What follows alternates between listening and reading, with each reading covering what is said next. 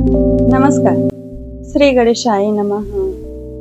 ओम नमो भगवते वासुदेवाय।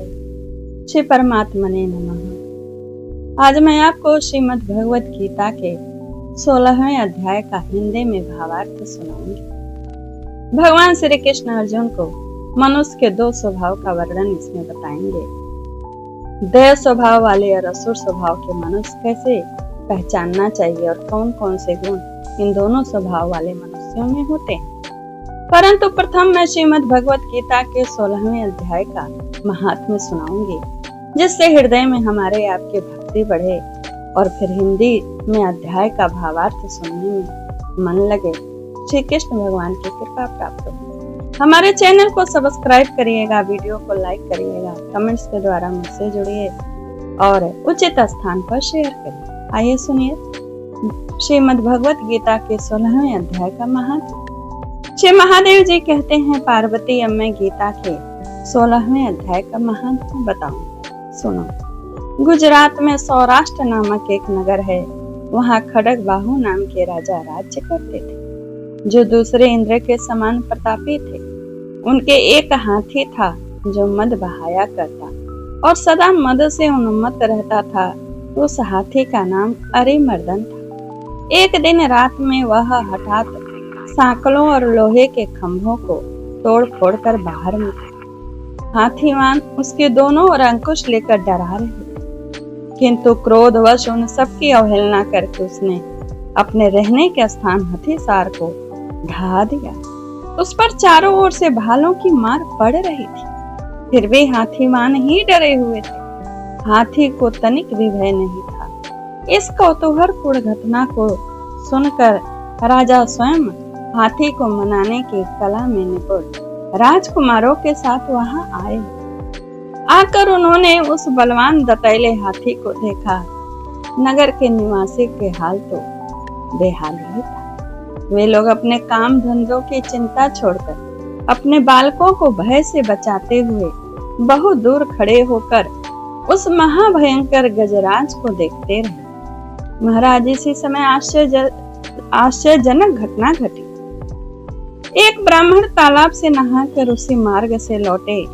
वे गीता के 16वें अध्याय के अभयम आदि कुछ श्लोकों का जप कर रहे थे।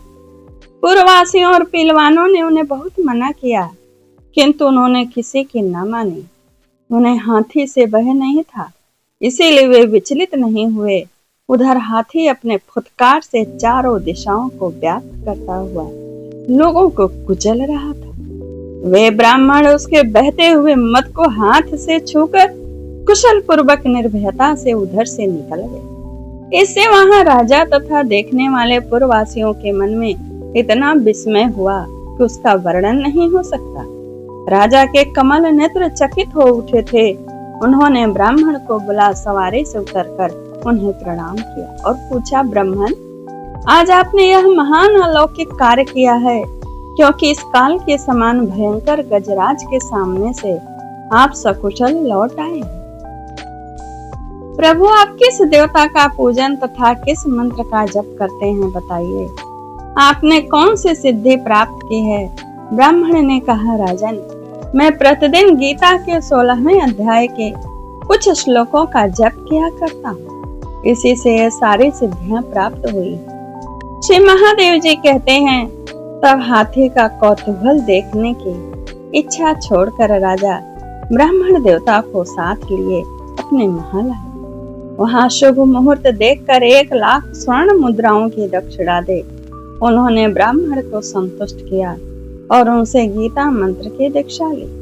गीता के 16वें अध्याय के अभयम आदि कुछ श्लोकों का अभ्यास कर लेने के बाद उनके मन में हाथी को छोड़कर उसके कौतुक देखने की इच्छा जागृत, यानी हाथी जो बंधा था उसका बंधन छोड़कर उसके सामने जाकर उस श्लोक की शक्ति जानने की इच्छा हुई।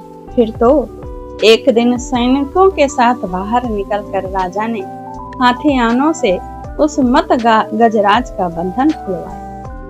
वे निर्भय हो गए। राज्य के सुख विलास के प्रति आदर का भाव उनके मन में नहीं रहा। राजा की वे अपना जीवन तृणवत समझकर हाथी के सामने चले गए। साहसी मनुष्यों में अग्रगण्य राजा खड्गबाहु मंत्र पर विश्वास करके हाथी के समीप गए और मद की अनवरत धारा बहते हुए उसके गंड स्थल को हाथ से छूकर सकुशल लौट आए। काल के मुख से धार्मिक और खल के मुख से साधु पुरुष की भांति राजा उस गजराज के मुख से बचकर निकल आए।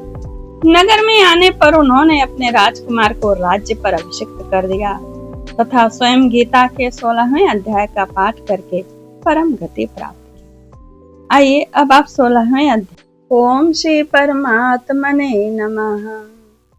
अथ षोडशोऽध्यायः। श्री भगवान उवाच। अभयं सत्त्व संशुद्धिरे ज्ञान योग व्यवस्थितः दानं दमश्च यज्ञश्च स्वाध्यायस्तप आर्जवम्। श्री भगवान बोले, भय का सर्वथा अभाव, अंतःकरण की पूर्ण निर्मलता, तत्व ज्ञान के लिए ध्यान योग में निरंतर दृढ़ स्थिति और सात्विक दान, इंद्रियों का दमन, भगवान, देवता और गुरुजनों की पूजा तथा अग्निहोत्र आदि उत्तम कर्मों का आचरण एवं वेद शास्त्रों का पठन पाठन तथा भगवान के नाम और गुणों का कीर्तन, स्वधर्म पालन के लिए कष्ट सहन और शरीर तथा इंद्रियों के सहित अंतःकरण की सरलता, मन, वाणी और शरीर से किसी प्रकार भी किसी को कष्ट न देना, यथार्थ और प्रिय भाषण, अपना अपकार करने वाले पर भी क्रोध का न होना, कर्मों में कर्तापन के अभिमान का त्याग, अंतःकरण की उपरति अर्थात चित्त की चंचलता का भाव, किसी की भी निंदा आदि न करना, सब भूत प्राणियों में हेतु रहित दया, इंद्रियों का विषयों के साथ संयोग होने पर भी उनमें आसक्ति का न होना, कोमलता, लोक और शास्त्र से विरुद्ध आचरण में लज्जा और व्यर्थ चेष्टाओं का अभाव, तेज, क्षमा, धैर्य, बाहर की शुद्धि एवं किसी में भी शत्रु भाव का न होना और अपने में पूज्यता के अभिमान का अभाव, ये सब तो हे अर्जुन दैवी संपदा को लेकर उत्पन्न हुए ये पुरुष के लक्षण है, दैवी संपदा वाले पुरुष के लक्षण। हे पार्थ, दम, घमंड और अभिमान तथा क्रोध, कठोरता और अज्ञान भी ये सब आसुरी संपदा को लेकर उत्पन्न हुए पुरुष के ही लक्षण है।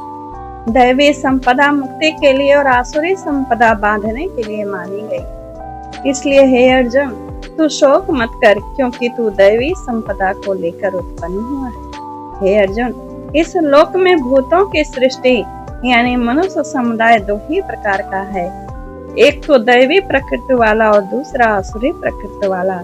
उनमें से दैवी प्रकृति वाला तो विस्तार पूर्वक कहा गया, अब तो आसुरी प्रकृति वाले मनुष्य समुदाय को भी विस्तार पूर्वक मुझसे सुन। आसुर स्वभाव वाले मनुष्य प्रवृत्ति और निवृत्ति इन दोनों को ही नहीं जानते, इसीलिए उनमें न तो बाहर भीतर की शुद्धि है और न ही श्रेष्ठ आचरण है और न ही सत्य भाषण ही है। वे आसुरी प्रकृति वाले मनुष्य कहा करते हैं कि जगत आशय रहित, सर्वथा असत्य और बिना ईश्वर के अपने आप केवल स्त्री पुरुष के संयोग से उत्पन्न है, अतः केवल काम ही इसका कारण है, इसके सिवा और क्या है। इस मिथ्या ज्ञान को वे सहारा अवलंबन बना करके जिनका स्वभाव नष्ट हो गया है तथा जिनकी बुद्धि मंद है, वे सब अपकार करने वाले क्रूर कर्मी मनुष्य केवल जगत के नाश के लिए ही समर्थ होते हैं। वे दंभ, मान और मद से युक्त मनुष्य किसी प्रकार भी पूर्ण न होने वाले कामनाओं का आश्रय लेकर अज्ञान से मिथ्या सिद्धांतों को ग्रहण करके और भ्रष्ट आचरणों को धारण करके संसार में विचरते हैं तथा वे मृत्यु पर्यंत रहने वाली असंख्य चिंताओं का आश्रय लेने वाले, विषय भोगों के भोगने में तत्पर रहने वाले और इतना ही सुख है इस प्रकार मानने वाले होते हैं। वे आशा की सैकड़ों फांसियों से बंधे हुए मनुष्य काम क्रोध के परायण होकर विषय भोगों के लिए अन्याय पूर्वक धन आदि पदार्थों का संग्रह करने की चेष्टा करते हैं। वे सोचा करते हैं कि मैंने आज यह प्राप्त कर लिया है और सब अब इस मनोरथ को प्राप्त कर लूंगा। मेरे पास यह इतना धन है और फिर भी यह हो जाएगा। वह शत्रु मेरे द्वारा मारा गया और उन दूसरे शत्रुओं को भी मैं मार डालूंगा। मैं ईश्वर हूँ, ऐश्वर्य को भोगने वाला हूँ। मैं सब सिद्धियों से युक्त और बलवान तथा सुखी हूँ। मैं बड़ा धनी हूँ और बड़े कुटुंब वाला हूँ।